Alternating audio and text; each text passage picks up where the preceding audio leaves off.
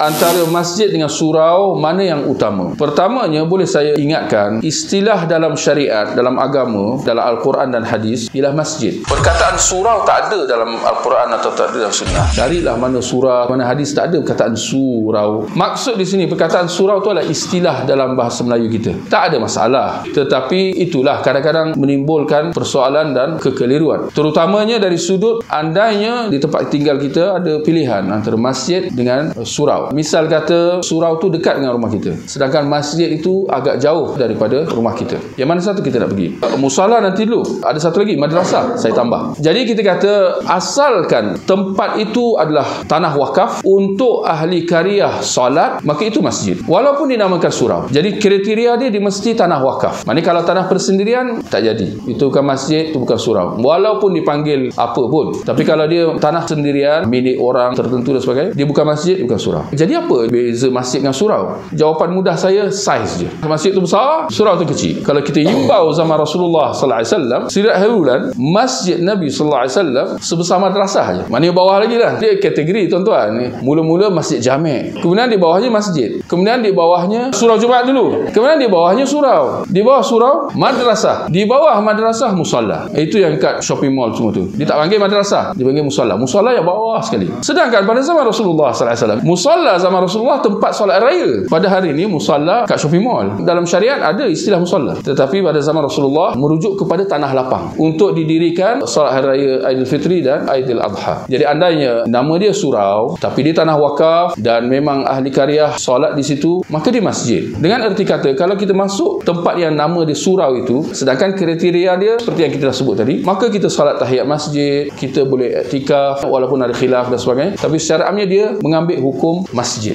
Masjid ni ada hukum hakam tuan-tuan. Tak boleh berjual beli, tak boleh dicemari, jangan ada pula yang nak buang hajat. Ada adab, ada hukum hakam yang perlu dijaga sepanjang seorang itu berada di dalam masjid, walaupun atas nama surau dan seumpamanya.